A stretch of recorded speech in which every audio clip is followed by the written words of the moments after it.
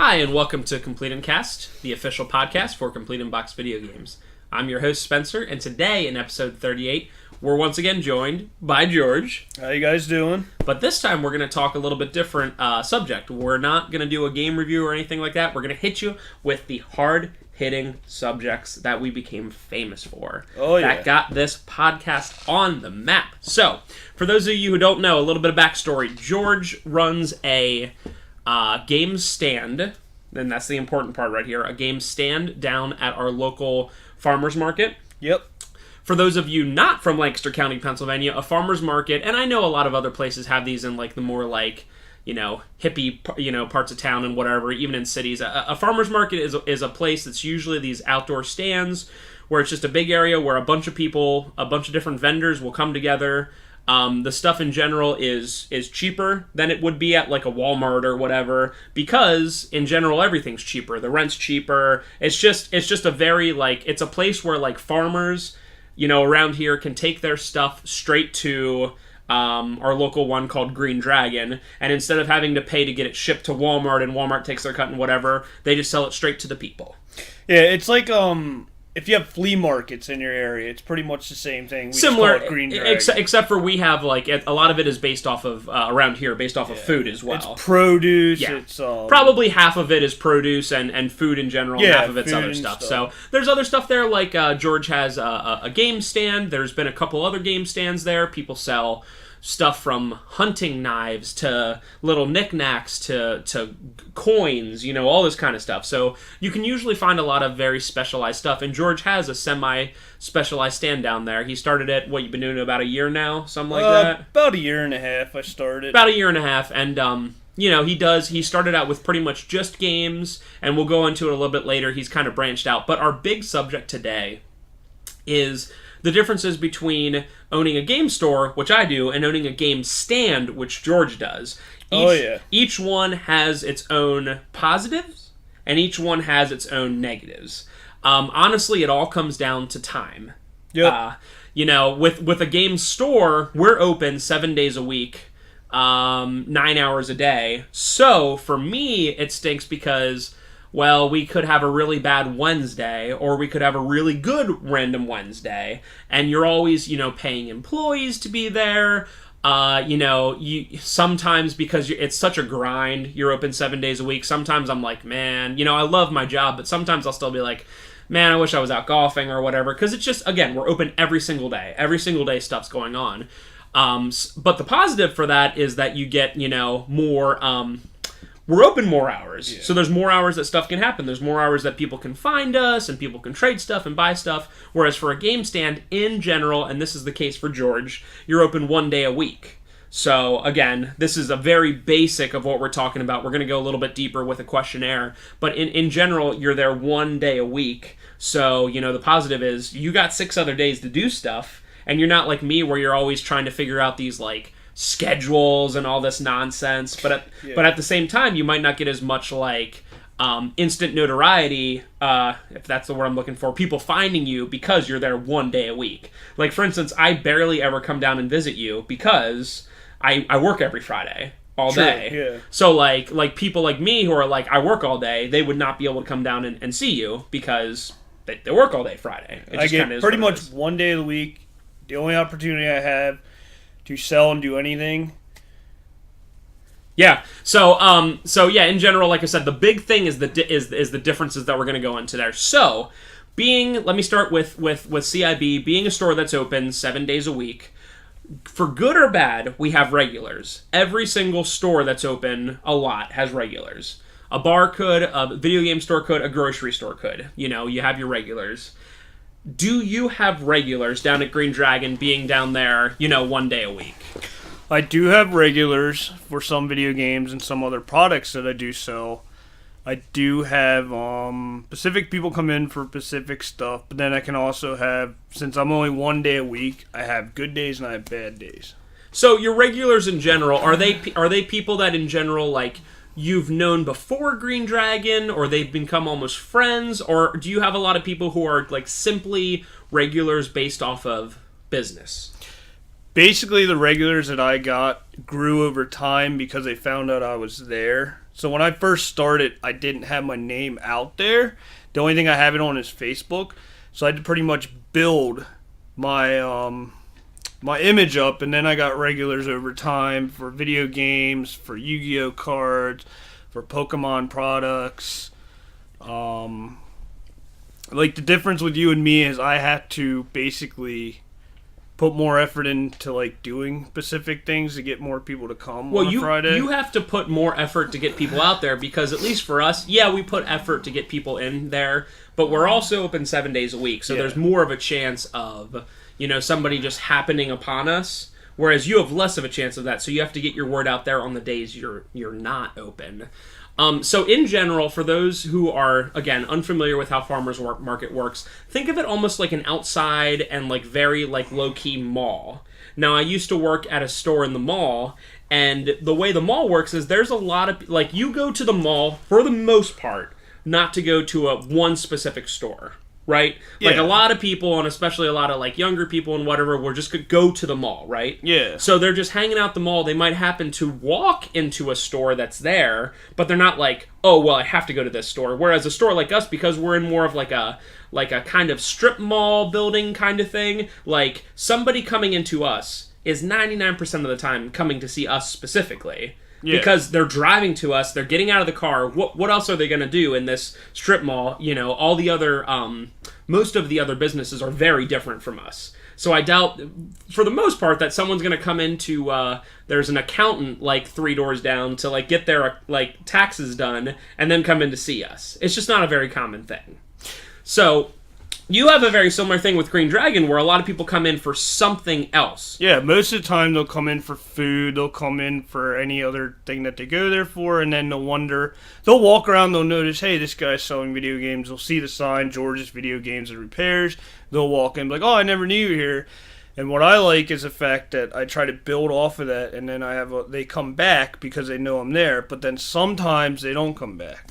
Right, and sometimes, honestly, the thing, this is going to sound crazy to anyone around the country in big cities and stuff like that, but people travel really far sometimes to get to places like Green Dragon. Yes. Like people, we're in southeastern Pennsylvania, about, an hour and a half from Philadelphia, and a lot of times we'll get people from New Jersey. It's a couple hours. Yeah, I get people from Philly, New York, Philly. Lancaster. So a lot of, like, places, there's a ton of farmers markets near us.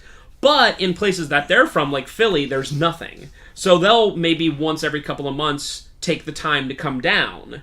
Now, that's tough for you because you don't always get locals. For the most, like, once in a while we'll get people from further away. Yeah. But we have more of a base of, like, the locals and stuff like that. When you get someone coming in for the first time, do you aggressively try to get them to see how cool the stand is? Or do you just kind of, like, let it flow and see if they enjoy it? When a new customer walks into my stand, the first thing I do is I greet them. I say, hi, how you doing? Welcome to my George Video Games Repair. If you have any questions, let me know. Most of the time, as long as you're nice and firm with them, they will look around. You just say, hey, do you have any questions? They'll ask you. Kind of like in your store. You probably have new people that come in. You go, hi, how you doing? If there's any questions, let me know. Yeah, that's generally how we do it. We take it as lax as you can be without being too lax. Yes. You can be too lax by just not paying attention, and that's bad. Like, if I walked into a place and someone working there who wasn't busy didn't at least say hi, I'd be like, ugh. But at the same time, it can be too much, where you've walked into a lot of, like, mall stores where they'll be like, hello, how are you? I'm George. Welcome to Lane Bryant. That's a place that Ash gets clothes. Welcome to Lane Bryant, blah, blah, blah, blah, blah, blah, blah. And they just keep talking and talking and talking, and you're turned off. Yeah. Because they're telling you about all this stuff. So our general thing is, even when I see a person for the first time let me say it this way. Even when I see a person for the first time, it'll be like, hey, how you doing? Give me a shout if you have any questions. That lets them know that, like, you keep it simple. Yep. That way they have an idea. It lets them know that I'm here, that, like, I care, I'll answer questions, but I'm not going to be, like, hovering on their butt. No. Nobody wants that. Now, if it's something like, it's always different. That's your average customer. If I see, like, 2 grandparents who clearly are, like, don't know what they're doing, then I'll be like, hey, was there an item you were looking for? What's going on? Let us help you, kind of thing. But if it seems like someone who knows more what they're doing, just let them browse. You can tell when a customer walks in, and you can tell as soon as they look at games. You can just say, again, hi, how you doing? If you have any questions, it would be like if I walked into Victoria's Secret for something for Ashley, like, I would want one of the girls to come up to me right away and be like, can I help you? Because I wouldn't know what I'm doing, and I would be like, yes, I'm looking for this. Whereas if Ashley walked into Victoria's Secret, I wouldn't expect someone to be like all on her butt right away, because she clearly knows what she's doing. Yeah. You know. So that's you pretty much do it the same way as me. So short, simple, but yet letting them know that you do care and you do want to help them, and but you're not pushing. There's a lot of people at these it. farmers markets that can be a little too much. Well, they'll be like, you know, hey, I got these stuff over here. Come over here, and you're like already annoyed. Yeah, by them just being, like, there real is annoying. some down there that you just hear them go, "Oh, over here, jewelry for $1," and you're just like, "No." So in general, people will find you mostly by just walking by and kind of seeing, Yes. you know, the stand. Now, you recently, you're kind of like right on the inside of a building. So you are inside, but a lot of the stuff is outside in the farmers market. You recently opened up a table stand right outside Yes. of your stand. Has that helped bring people in quite a bit? That has actually helped, but then the thing is with that is people will see the games, they'll stop. We'll say the same thing, do you need any help? Let me know if you have any questions. And then we say, hey, we have more games inside if you're looking for anything else. So in a way, it does help, but then sometimes when we tell them there's more games inside, they just keep walking. Well, and that's the weird thing about places like Green Dragon. Again, it's one of those things that you have to, farmers markets, especially around here, you almost have to like just once like be part of it, because there's a lot of people, like when I went there the one week that I had off to visit you, it was like 90 degrees at like 7 p.m. I was dying. I was there with my son, and we were dying. We were like sweating up storms, and there's just hundreds of people just walking around, not even going to get something. I went in to give something to you and then to get some groceries real quick, right? Because I was dying. It was so hot. There's just people that go to the places that are just walking around, just spending all day and whatever, and sometimes it's really tough because of what you have to deal with, where people are just meandering around. They'll walk up to look at your stuff, and you want to be nice, and you want to say, hey, let me know if you need anything, and it's like not reciprocated back in any way. Whereas, again, it happens to us, but it's kind of weird when somebody like drives their car up to us, walks around the side of the building, walks in and go, hey, how's it going? And they look around for like 1 second and leave. It's like, I don't care, but it seems to me like a wasted trip.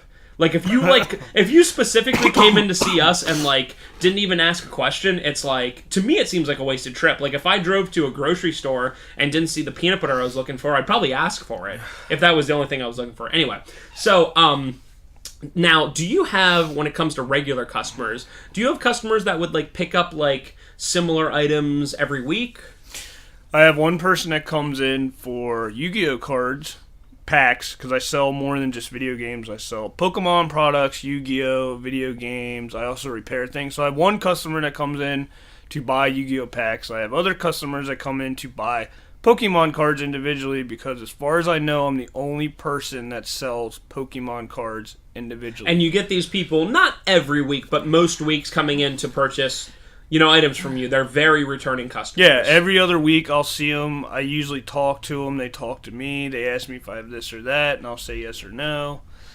So out of 10 random customers that come in, right, on a Friday, how many out of that 10 would you recognize at least their face that you've seen them before? Out of 10, I'd probably say close to 6. And that's probably similar to what we would. Again, we get new people in, but our main like source at this point, since we've been around for 6 years, is you know, you might not know the person's name, but at least you've seen them before. I'm very good with like faces, but very bad with names, so that's helpful for me at least, where it's like I'll recognize them and you'll kind of like get in the back of your head, okay, what is this person like? Are they trouble?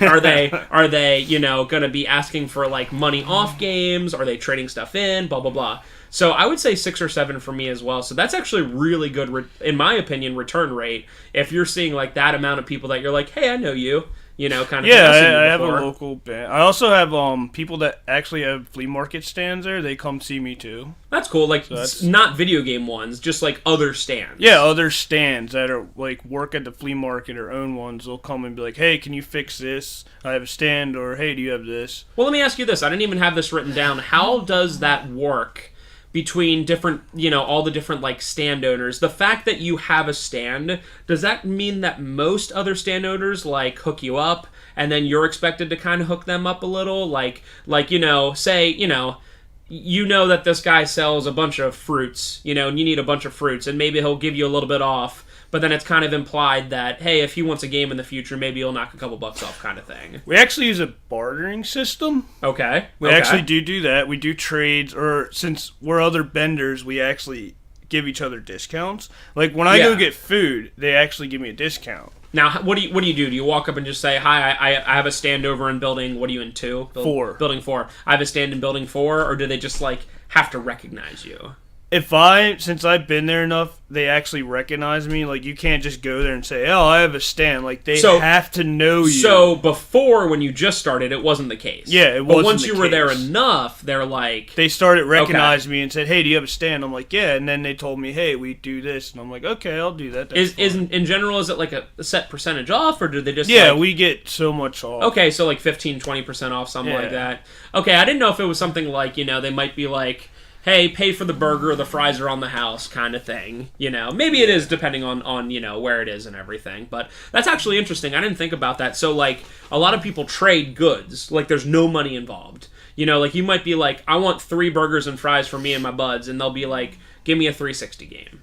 Something like that. Yeah, I mean, not that exact thing, but that kind of stuff happens quite a bit. Yeah. I really like that. That's actually one of the most things I most like about having a store is, like, when a really good deal happens, and not for one side. I'm not all about me being like, we did, like we had the other day, somebody, really wanted a PS4, a second controller, and a couple of games, and they had, like, a couple older systems, but it was stuff that we could use. Yeah. So I was like, I think you were in there that day. Yeah, I think it was, you were in that day, and it was just, like, all this stuff we could use, and I was like, it's X store credit, and they were like, oh, cool, that's just enough. They didn't even tell me what they wanted before, right? They were like, that's just enough for this, an extra controller, and these 2 games I want. And they were happy, and we were happy, and it ended up working out great. I love that kind of stuff. Now, like, that's really... really awesome. To go back to the customer thing, the one biggest customers I have, seeing how they're local down there, is Mennonite and Amish. That's interesting. Go into that a little bit. What do they buy? They buy handhelds, and they like handheld games now, and DVDs. For people that are unfamiliar with Mennonites and Amish, they are, without going into a whole thing, because it's a whole, religious part in itself. In general, we're talking old order Mennonite and Amish. By that, I mean they don't have all the everyday advantages we do. Electricity, cars. These are the horse and buggy kinds. However, very interestingly, each church does things slightly different. Yeah. Some Amish are literally like, you have an outhouse, you have a horse and buggy that is all black, and you don't even have rubber wheels, right? Yeah. And, like, they're just as hardcore as they can possibly be. Some Mennonite are like you can. I actually knew somebody growing up that they could have electricity in their kitchen only their kitchen. Okay. And nowhere else in the house. And then a lot of them that George deals with aren't allowed to have electricity necessarily, but they are allowed to use battery powered electronics. Yeah, so they can have a Game Boy, they can have a PSP, they can have portable DVD players, and it's just funny because everybody lives by their own set of rules, whether it's by I don't want to go into a whole religious thing, but everyone lives by their own set of rules that they set themselves,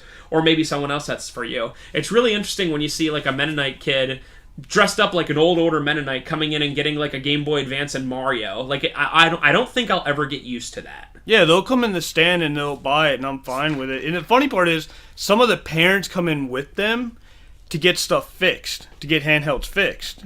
And I'll end up fixing them for them. And then I have this one specific Amish kid or Mennonite kid, I can't quite remember which religion he is. He actually used to come in to buy PSP movies. You remember how they did the PSP movies? Yeah. So he kept coming in, he'd buy them, and he'd trade them back in. And I was like, do you just want to rent them for $1 a week? And he goes, yeah. So every week, he comes in and he rents a movie for $1, returns it, and rents another one. That's funny.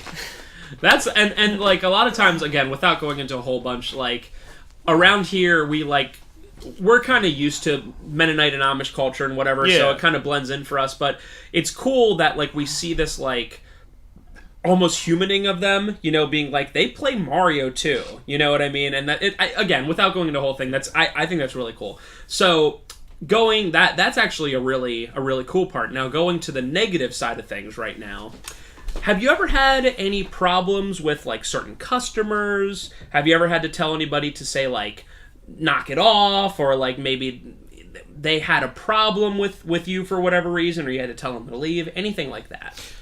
I haven't had anybody yell at me. I haven't had anybody curse at me. I haven't really had many problems. There's these two kids that come in almost every week, and they like playing on the Retron. There's only usually one controller.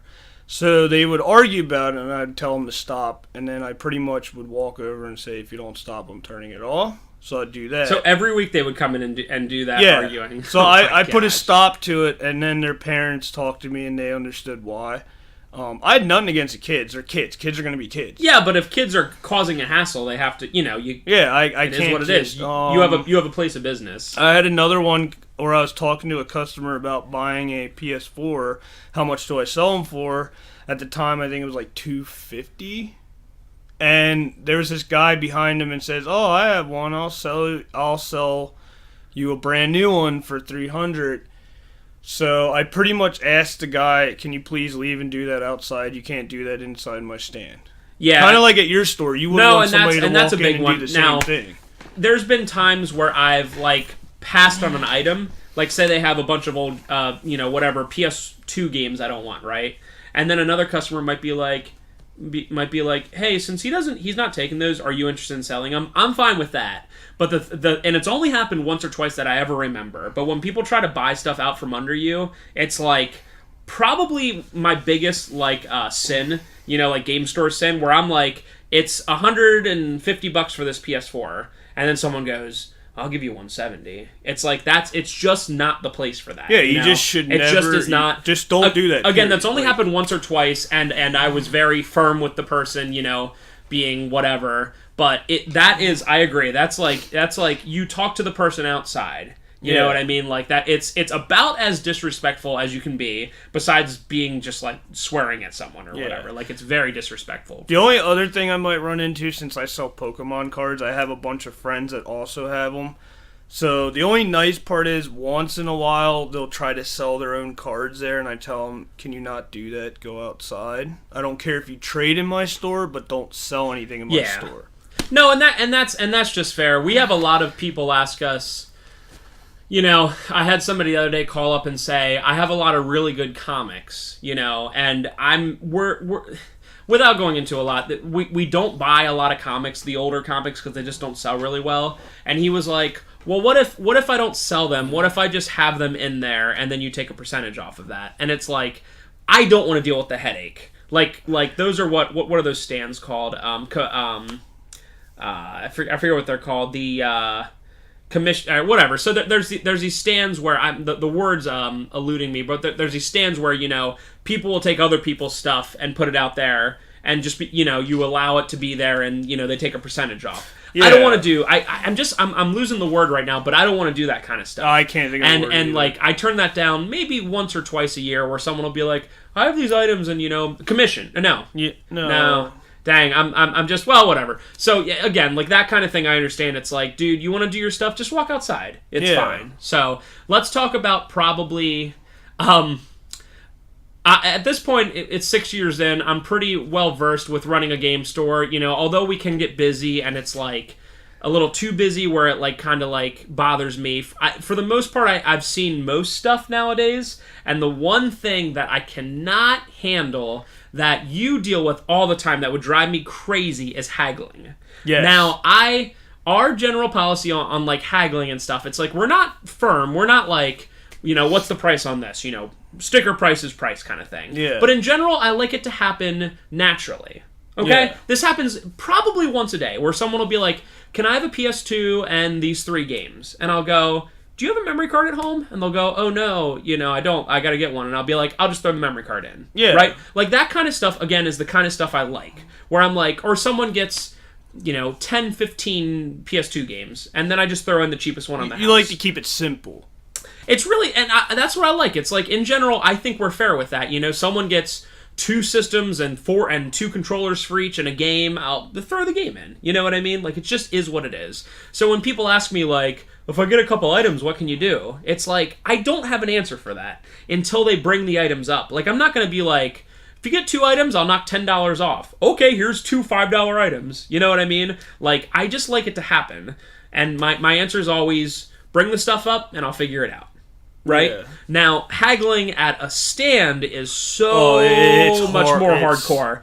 You get a lot of cheapos and a lot of people who think that just because stuff's at a stand that, like, you got it for free and you don't have bills to pay and stuff like that. Tell me a little bit about your, like, average haggling process. It is true, I do get a lot of hagglers. For instance, let's say, I remember this one, I had All-Star Mario for the SNES, okay? Had it in the case, marked it for 40, I think it was 45. Someone came up and goes, I'll give you $20 for that.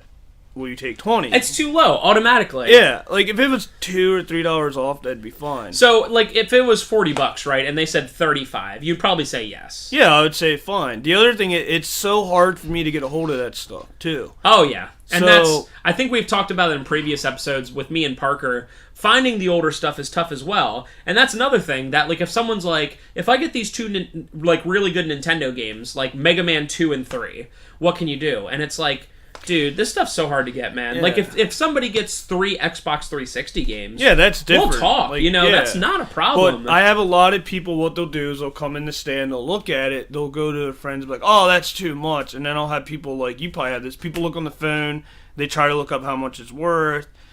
They do that. I have people that want to buy, I call them case items, which are PS1 games that are rare. The better Nintendo stuff that ends up in the glass case. They'll be in the glass case, and they'll try to haggle that. And I'm like, I'm sorry, I can't. This stuff's hard to get a hold of. Yeah.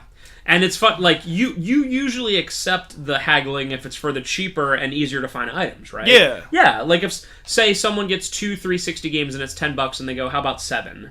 You'd probably take that, right? That's fine. You take that no problem. Right. Yeah, it's one of those things, I'm always up for it. Anyone listening out there, don't make this that I don't like haggling and stuff like that, but it always has its place, right? Yeah. Like, I've had people ask, like, if I get this one Nintendo game, will you make it cheaper? And it's like, dude, seriously? Like, at least my growing up was like, you get a bunch of stuff, and then the person's like, let's cut a deal. You know? Yeah. Like, there's no cutting a deal on one item. No, if you come in and you buy more than one thing, I'm gladly help you. One of the things that, and we'll talk about trades in 1 second, one of the things that has happened to us in the past is where people have, like, traded in a ton of really cheap items, like 200 Xbox 360 games. Very, very cheap. But because there's so many of them, it adds up to a big number, right? You know, and then they'll go, okay, well, I want Mega Man X, Mega Man X2, Mega Man X3, and there'll be time, again, when I say times, I mean, like, maybe once or twice in our history where I'll just turn down trades, because it's like, I'm not trading a bunch of Xbox 360 games that we're going to see. The next person that walks in is going to have these. Yeah. You know, that we'll get 10 copies of these by the end of the week. I'm not trading it for the stuff that we never get. So I don't know if that's ever happened to you, but that before I have had to, once in every great while, I've had to turn down trades because it's like, dude, you know, I'm not giving you $200 for these Xbox 360 games so you can get, you know, some super rare box Nintendo game that I'm never going to see again. Yeah. You know, it's like, I'm not going to do that. Like, it just is what it is. I never had that happen. My prices are fair. I try to keep them fair. Because, yeah, I'm at a flea market, but then sometimes I got to mark it as it is. I hate that. You mentioned looking up on the phone. We have that happen all the time, and people... I'm not rude about it. People always try to, like, for the most part, try to be... sneaky. Yeah. Well, they'll be like pretending they're like texting or whatever. It's like, dude, I know you're looking it up on your phone. It's like, if you have to look it up on your phone, it's like, don't bother. Like, you know, just ask, like, is there any better you can do for this and this? Like, don't be sneaky and try to be like, I see one auction on eBay for $20. It's like that. You know what that does? That makes the person running the place just mad, and they're not going to do it. Yeah, it's not really the retro stuff. Unless they're hardcore collectors, which you can tell when they walk in. Yep. And then it's funny because all people look up, for instance, Black Ops 3 for the PS4 from GameStop, and they'll look at it and be like, oh, it's $40, for instance. And then they look at mine, they're like, oh, wait, $25, $20? I'll take that. Like, I have that happen. And that's fine, too. But it's like, you would think that automatically, especially when you check out the stand and see that everything else is fairly priced, why would a couple items be unfairly priced if everything else is fairly priced? Yeah. You can generally get a good idea. Like, you walk into any store, you walk into a restaurant, you look at the menu, and everything's $40. You go, this isn't the place for me, you know? You don't go, well, maybe I can find a cheap item. Anyway, so let's talk trades then. Now, trades are the lifeblood of any game store.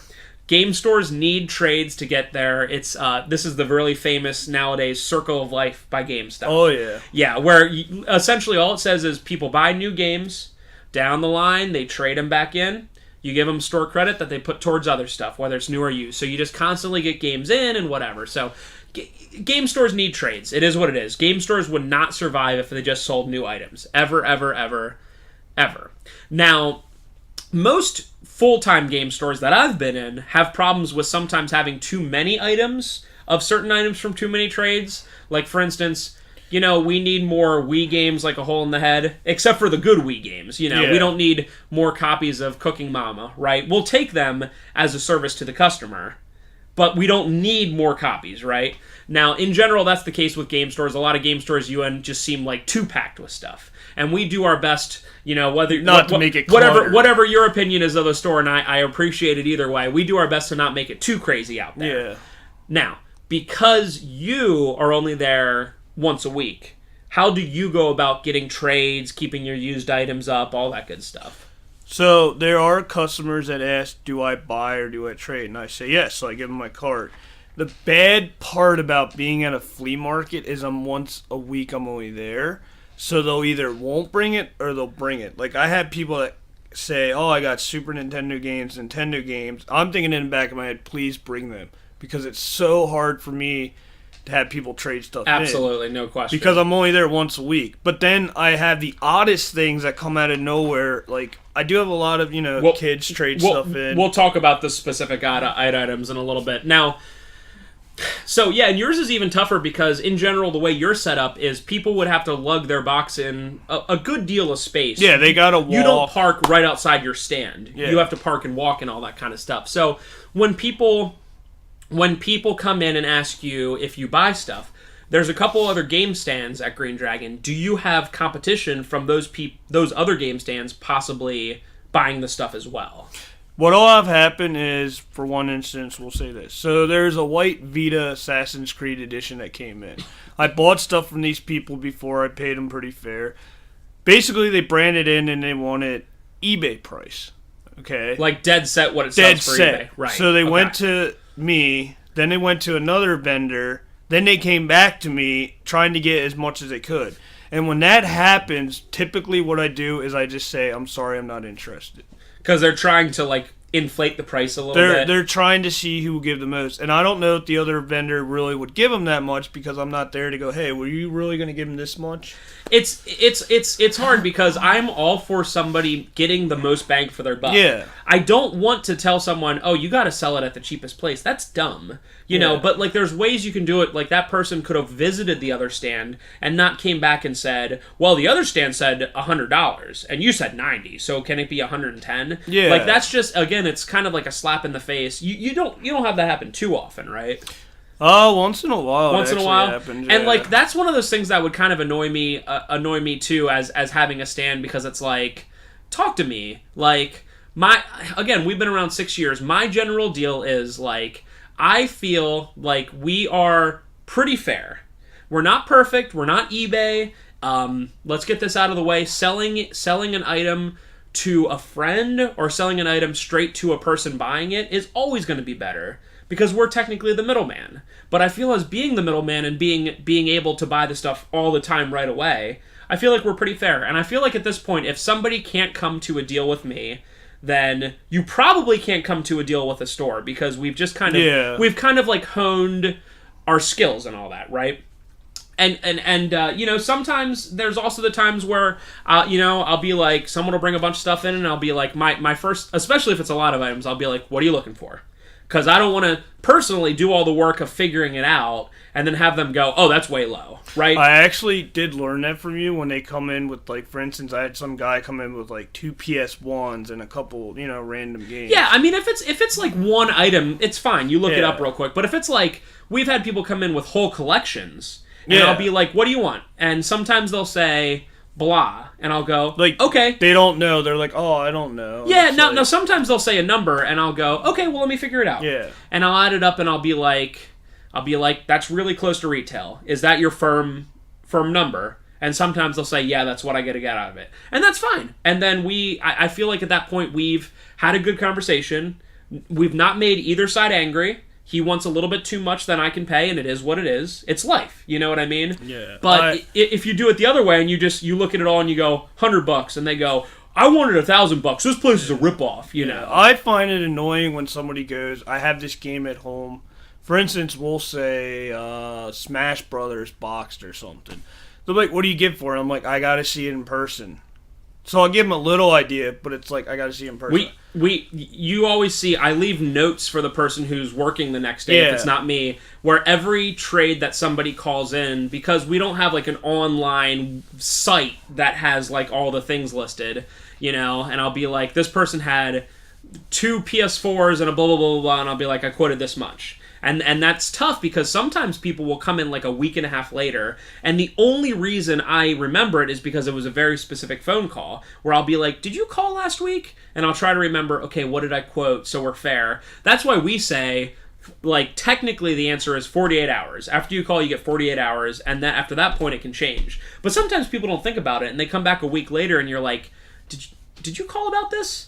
You know, and it gets a little complicated for My them. thing is, I have this happen every week. I always get that random question: how much do you get for this? And I'm just like, if it's a system and I know it off the top of my head, I'll tell them. It's tough because then they might come in next week and expect that exact thing you quoted, and that's very difficult. Yeah, prices change all the time with items. They might be like, you said $50, and it's like, you talked to me a month ago, you know? Yeah. So that's tough as well. That's why I always leave notes just to make sure the person working next knows.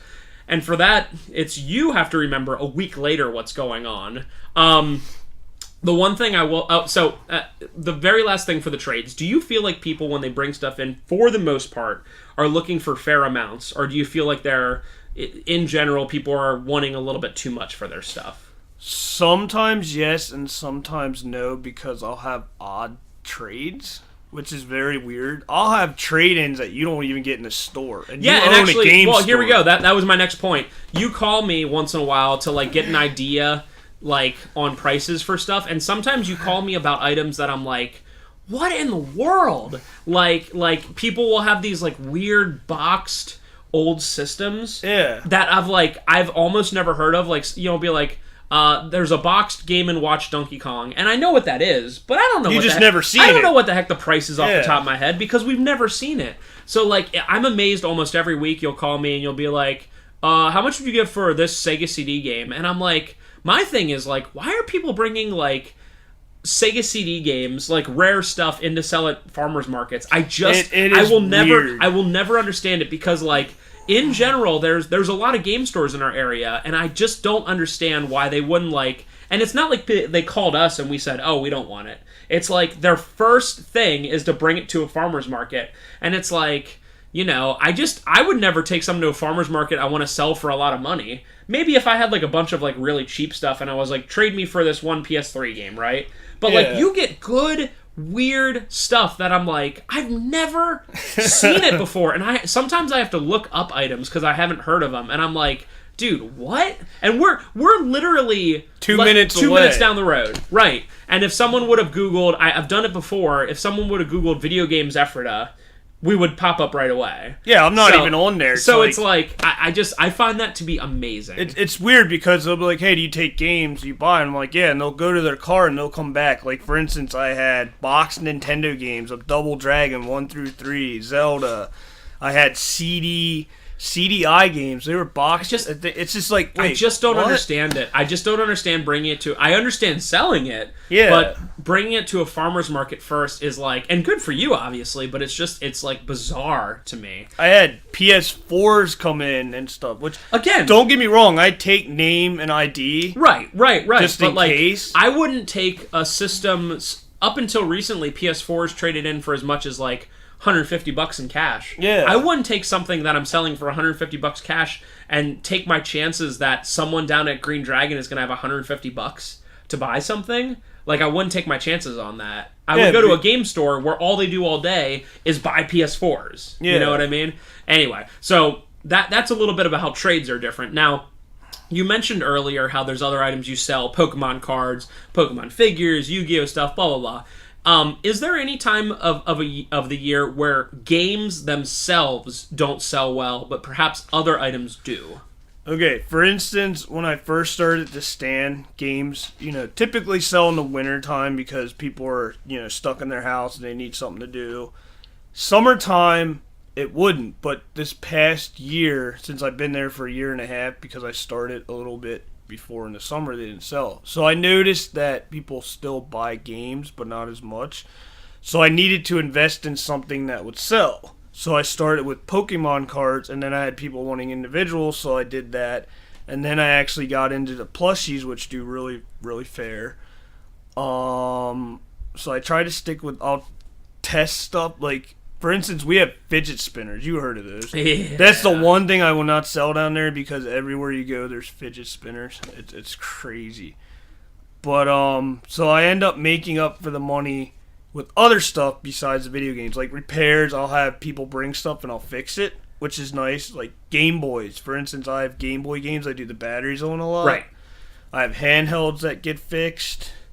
Not too anything weird has come in to get fixed. I think one time maybe an arcade machine, a board, like I had to look at it and I couldn't fix it, so I told him. Yeah. He was fine with that. So, in general, it's like the summer time of year where maybe you focus on your other items. Yeah. To go through. Like, Gotcha. I sell handhelds and handheld games, but not like systems like in the wintertime.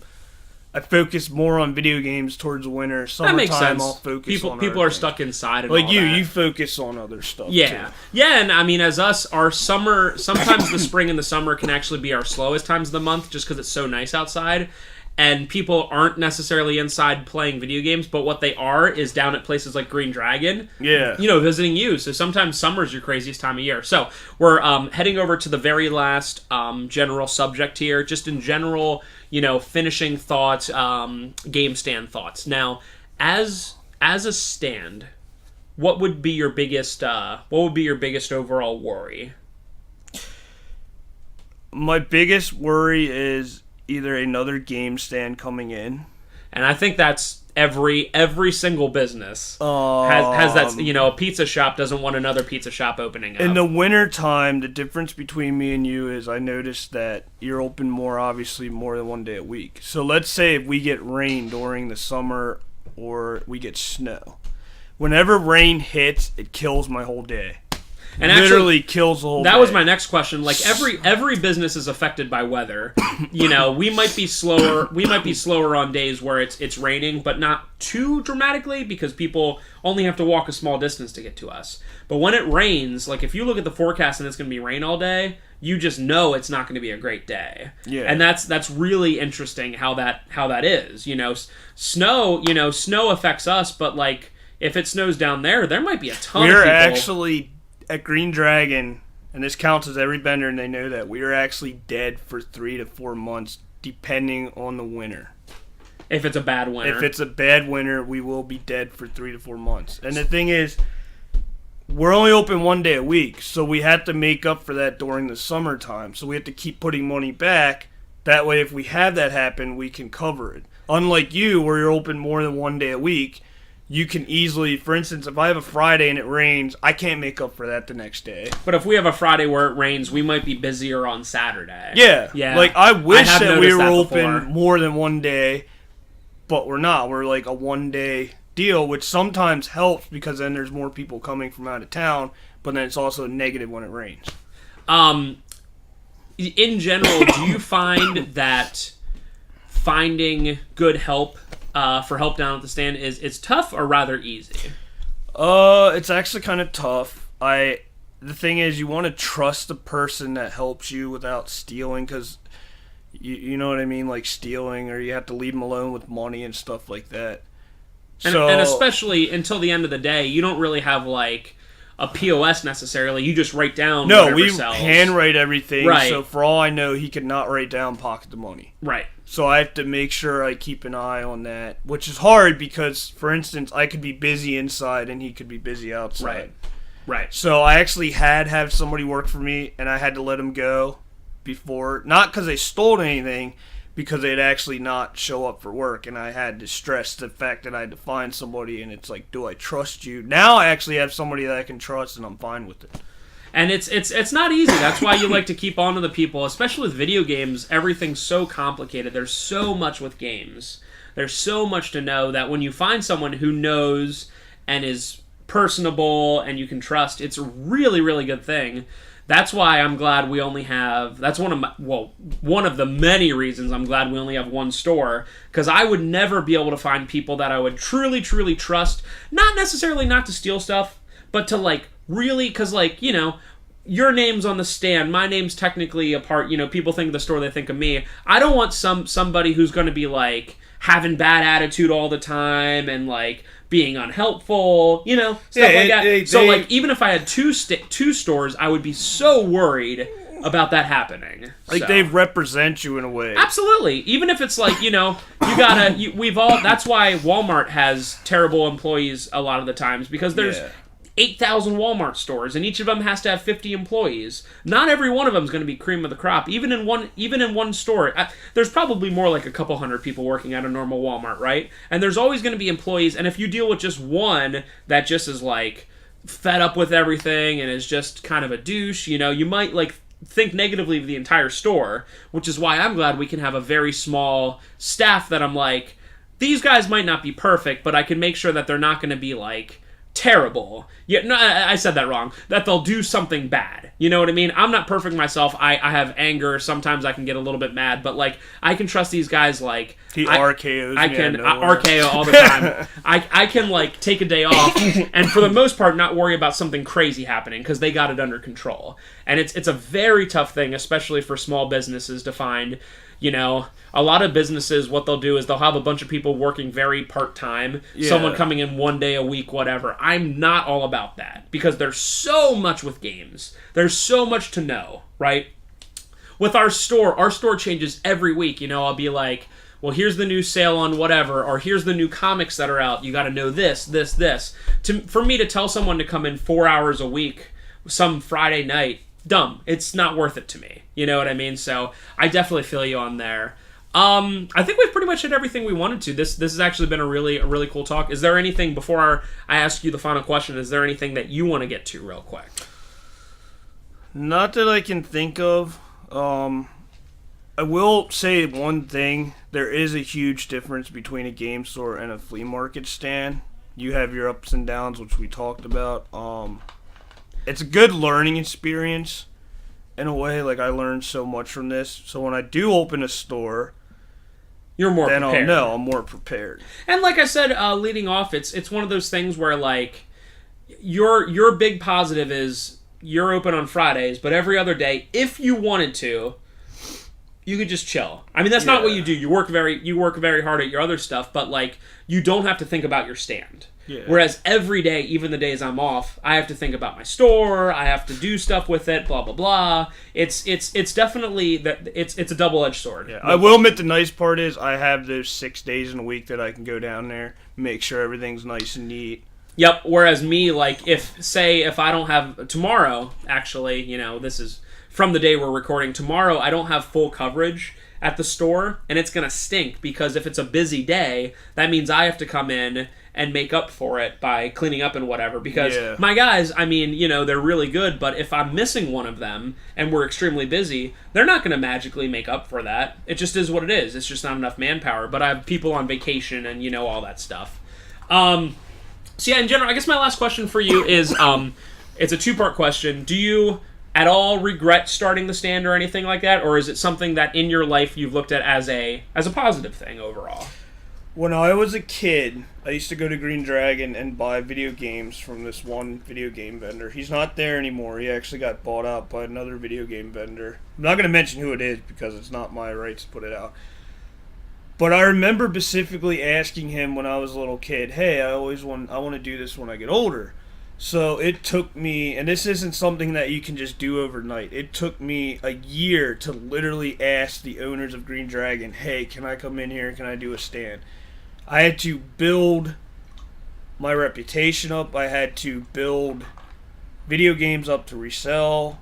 I had to get a license for sales tax, stuff like that. I love my video game stand, just like you love your store. It's something that we always wanted to do as kids, but it's one of those things where you have to make sure that you pay very close attention and learn what sells and what doesn't sell and enjoy it. Oh yeah, and I mean, I would combat with this with come back with the same thing that like I would not rather be unless you're gonna hire me on the New England Patriots coaching staff, which I would take, by the way. Like if they came to me and said you're on the coaching staff, yes, I would sell the house and move up there and whatever. But unless you're gonna give me that, there is literally no other job I would rather do. It's got its it's got its problems, but every job does. Even working on the Patriots coaching staff, I know that. Magically, if I had that job, my hours would be much different. I would be working much more often, but it would be, again, doing something I love, which, again, this is something I love as well, and it's just like, you never really turn it off, but at the same time, it's something at least you can, again, it's always a double-edged sword. I don't just go home and go, yep, I'm not thinking about it anymore, but then again, I don't go in the next day and go, oh, I hate this, whenever you leave your store, or like for instance my stand, it's still in my head. Oh, it's always. Still, how can I make it better? How can I do this? How can I do that? Always. So let's end with this. Do you have any advice for someone who would want to start up a video game stand? I would say, again, build some inventory that you want to do. Like, for instance, here's a big key. In our area, it's very extremely hard for me to go yard selling to buy stuff for my game stand. Same thing with the auction. There's an auction there. I get lucky sometimes. I have to go out of my ways to find this stuff. For instance, you could live in Canada or some other state and it's easier. So if you have the opportunity to go to yard sales in your area and buy this stuff for super cheap, save it up, give it a shot, because at most flea markets you don't have to sign a contract for lease. You can actually pay $20-$40 for one day for an outside table, and so you can sell it.